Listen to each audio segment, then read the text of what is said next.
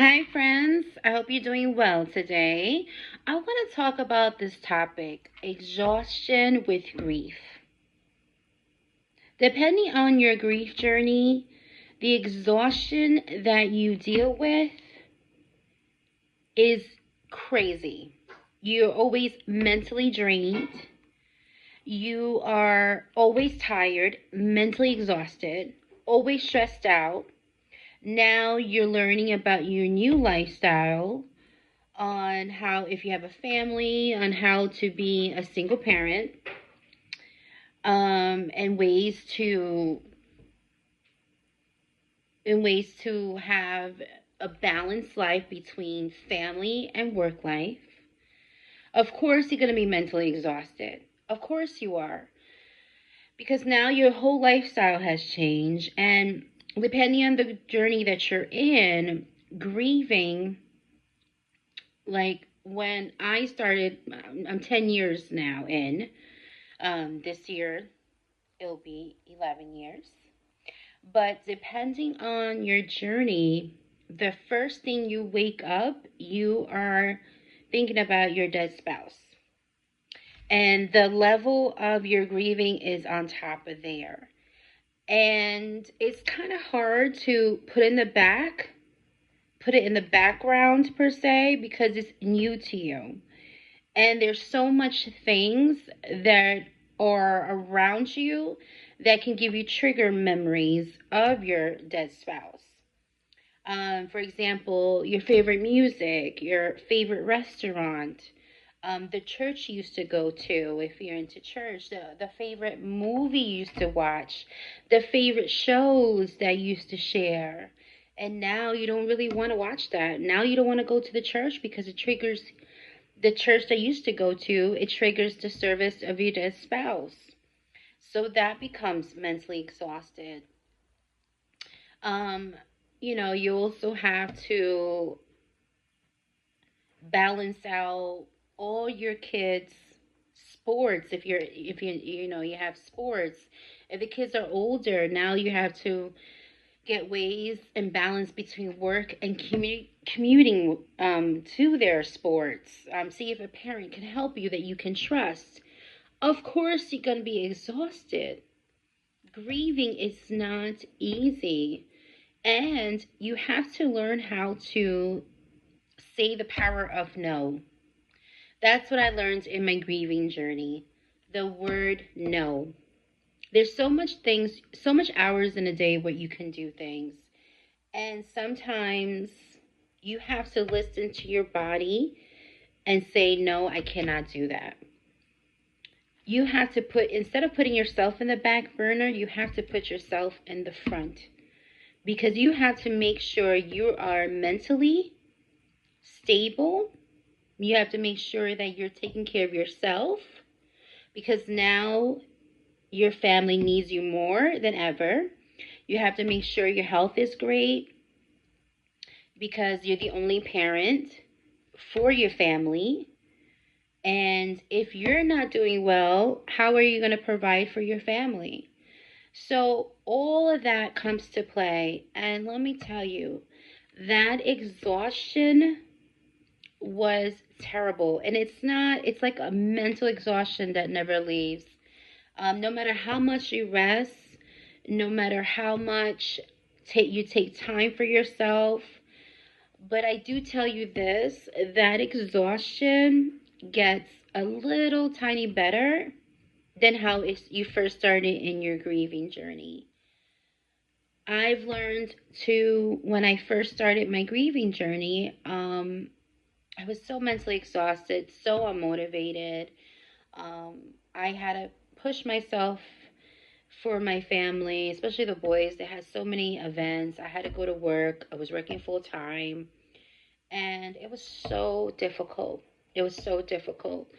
I really didn't have parents that can give me help.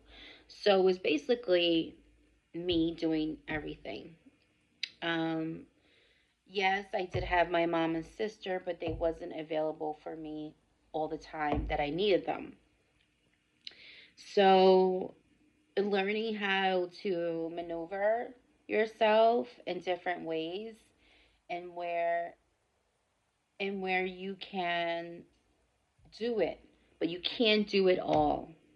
And that's where you have to learn that you can't do it all.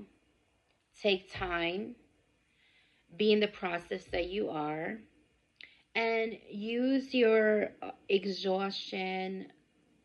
Try to do different ways of a different coping mechanism to help you with your grief journey. The first thing that I did, I just love walking around nature, and some the boys didn't want to come with me all the time, but sometimes they would do, and we would go for hiking.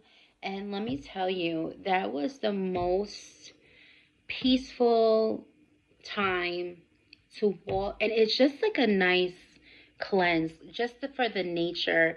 Be connected to nature and walking, it just frees your mind, and it opens and clears it up, and it gives you the energy that you need in order to conquer the day, in order to conquer. It makes you, give you that special joy. If you're not into walking, put on your music, dance, sing out loud. If you want to cry, cry. Cry it out, and make sure it's a good cry. Make sure it's a good, ugly cry. And stay there. And be in the moment of you crying. Um, I remember that I usually didn't cry in front of the boys as much, and that was my problem because I wanted the boys to know that I was sad, but I didn't want to be a sad mom all the time. So I would cry myself to sleep, and I would cry in the shower, that ugly cry, and it would refresh me. It would give me that peace, that cleansing. That ugly cry gives you that good cleansing.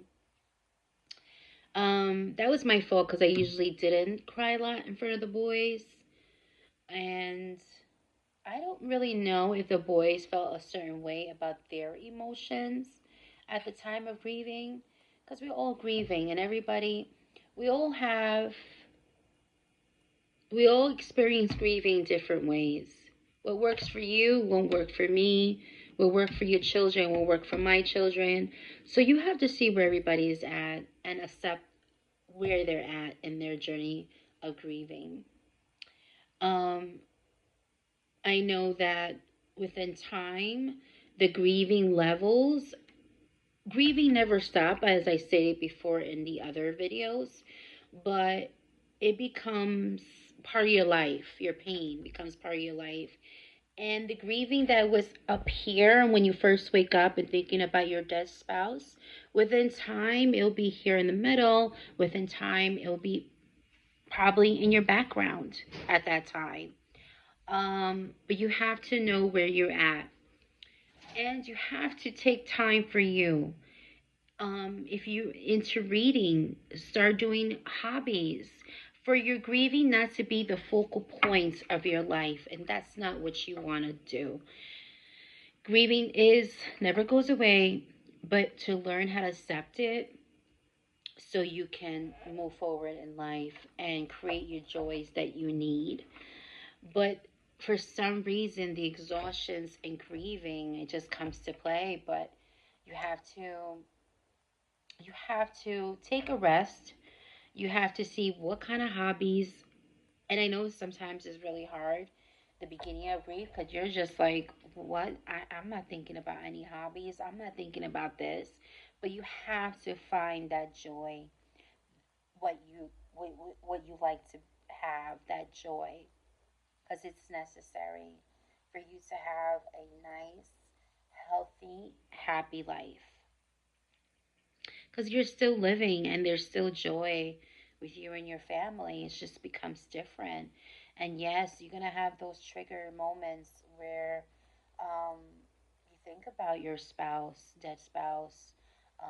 Someone passes you and is their favorite cologne, and you think about them.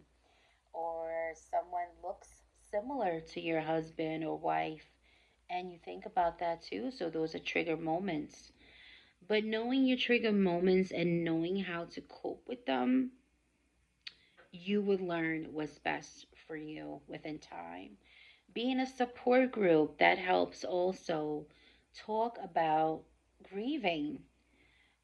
Being around people that experience grieving with, with spouses and having that loss and knowing that pain, that helps a lot when someone really knows your story because they dealt with it as well. When when my husband passed, and after the service, I went to a support group. It's a nonprofit organization, Drunk Drivers. Um, it was hard to listen to all those stories because it wasn't easy. I just continued it for a few days.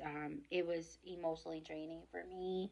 It wasn't helping me as much as I thought it would, but it helped me to some point. And you learn from other people. You hear about their experiences. So maybe the support group would be great for you in the beginning to really talk about all these emotions. But one thing you cannot do is hold on to the emotions because that is going to exhaust you within time. You need to talk it out. You really do. If you need a therapist to help you deal with your grieving journey, to help you balance different tips on how to balance work life, family life, the grieving, you can do as well. There's so many books about grieving and healing, so you can start your process of healing. So, but wherever journey you're in the grieving, start putting yourself first. Start putting yourself first. Stop the noise and see what you need, because nobody knows yourself as yourself. Nobody knows you as much as you know you. So I hope this video helps you, and uh, and just take your time with the healing process. Don't rush it. Embrace where you are now, and until next time, ciao.